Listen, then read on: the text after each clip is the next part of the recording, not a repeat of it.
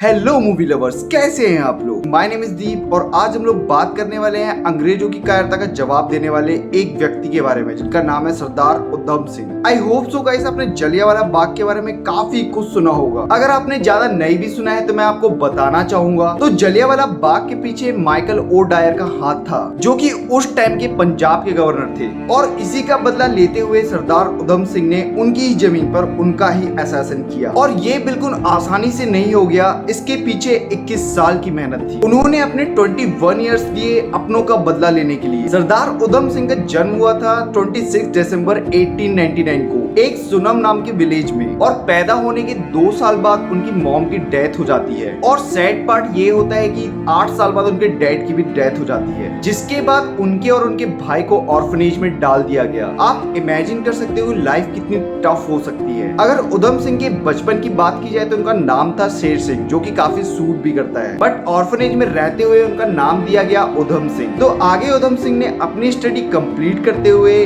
सन 1919 में उस ऑर्फनेज को छोड़ दिया। और फिर टाइम आता है जलियांवाला बाग इवेंट का। तो हुआ ये कि वहाँ के करीब लोकल 20,000 लोगों ने अंग्रेजों के रोटल एक्ट का विरोध किया। एट द सेम टाइम वहाँ पर उधम सिंह लोगों को पानी पिलाने का काम कर रहे थे। तो आगे हुआ ये कि वहाँ के जो गवर्नर था उस टाइम का, जिसका नाम था जनरल ओ डायर, उसको जब इस विरोध का पता चला, बिना किसी को पहले से कुछ बताए वहाँ पे अंधाधुंध गोलियां चलाने के ऑर्डर्स दे दिए। उसके बाद लगातार 20 मिनट तक गोलियां चलती रही और हजारों लोगों की डेथ हुई। गोलियों से मरने वाले लोग तो बहुत सारे थे, बट वहाँ पे जो भगदड़ मची उससे मरने वाले लोग की संख्या भी हजारों में थी। जब ये गोलियां चल रही थी लोग वहाँ से निकलना चाहते थे, बट ऐसा नहीं हो पाया क्योंकि वहाँ पर एक ही एंट्री और एग्जिट का गेट था। जो पूरा एरिया था ना वो दीवारों से घिरा हुआ था और जहाँ पर वो एग्जिट था वहाँ पर भी जनरल डायर ने तोप लगा कर रखी थी। जब वहाँ पर भागने का रास्ता नहीं मिल रहा था तो वहाँ पर एक कुआं था। लोगों ने बचने के लिए उस कुएं में छलांग लगाना स्टार्ट कर दिया, पर बचने का तो छोड़ो, उस कुएं में लाशों का ढेर लग गया। वेल ये कितना ही ज्यादा खौफनाक सीन होगा। उस टाइम उधम सिंह की एज करीब 20 इयर्स थी और लकीली उनकी जान बच गई। और वो मोमेंट था जहाँ पे उधम सिंह ने डिसाइड किया उनकी लाइफ का सिर्फ एक ही एम है, उस डायर को मारना। अपने एम को पूरा करने के लिए सन 1924 में उन्होंने गदर पार्टी को ज्वाइन किया और उस दौरान उनकी मुलाकात हुई उनके आइडल भगत सिंह से। आगे चल के उधम सिंह ने बहुत छोटे मोटे काम भी किए ताकि वो पैसे कलेक्ट कर सके, ताकि वो जनरल डायर को मारने के लिए कुछ वेपन्स खरीद सके। और अपने मिशन को कंप्लीट करने के लिए उन्होंने बहुत सारे कंट्रीज की ट्रेवलिंग भी की,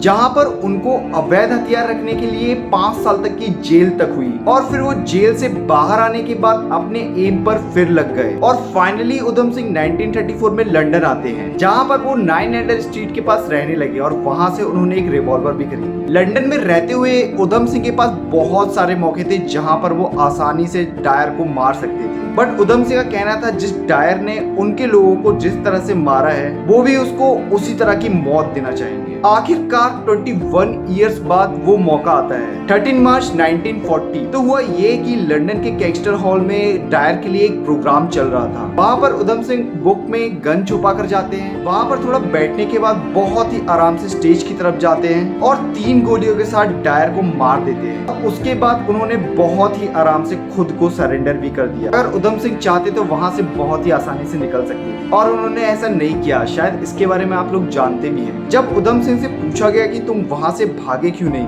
तो उधम सिंह का कहना था कि मेरे फांसी चढ़ने से मेरे देश में मेरे ऐसे बहुत सारे लोग जन्म लेंगे। और लास्ट में 31 जुलाई 1940 को उनको फांसी दे दी जाती है, बट वो हमेशा हमारे साथ ही रहेंगे। तो आगे आप कुछ फैक्ट्स के बारे में बात करते हैं। सरदार उधम सिंह भगत सिंह से पहली बार जेल में मिले थे, जो कि अब उनके एलाइज बन चुके थे। उधम सिंह ने भगत सिंह को एड्रेस किया एज अ गुरु, जहां पर वो भगत सिंह के एथिज्म से इन्फ्लुएंस हुए और बाद में उन्होंने भगत सिंह के फुटस्टेप को फॉलो करते हुए देश की आजादी के लिए बहुत सारा काम किया। अब नेक्स्ट फैक्ट की बात करते हैं। उधम सिंह अपनी आइडेंटिटी छुपाने में बहुत ज्यादा माहिर थे, जिसमें शामिल है डिफरेंट पर्सनैलिटीज को बहुत ही आसानी से अडॉप्ट करना, जिसके कारण ही वो कैक्सटर हॉल में एंटर कर पाए। इसके साथ ही वो बहुत ही ज्यादा टैलेंटेड पर्सन थे, जहाँ पे उन्होंने पेंटर, वेल्डर, कारपेंटर, सेल्समैन और शिपिंग इंडस्ट्री में भी काम किया।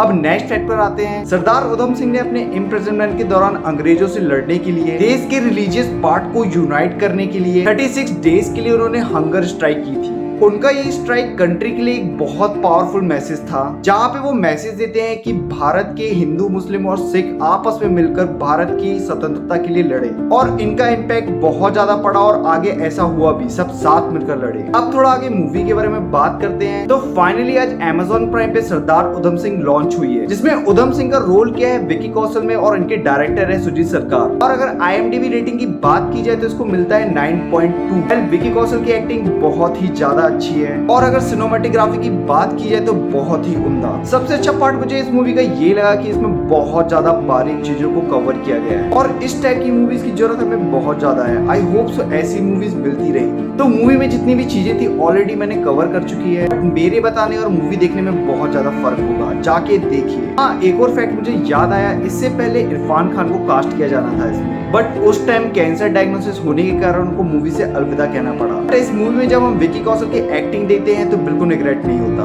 उन्होंने उधम सिंह के रोल को बहुत ही अच्छे से अपनाया है। आई होप सो गाइस आपको वीडियो पसंद आई है, अगर वीडियो पसंद आई है तो चैनल को सब्सक्राइब करना बिल्कुल मत भूलना। कमेंट सेक्शन पर जाके बताना कि आपको वीडियो कैसी लगी, और अपडेटेड रहने के लिए आप मेरे इंस्टाग्राम को फॉलो कर सकते हैं, जहाँ पे मैं डेली बेस में बहुत सारा कंटेंट डालता हूँ। अब मिलते हैं नेक्स्ट वीडियो में, तब तक के लिए बाय।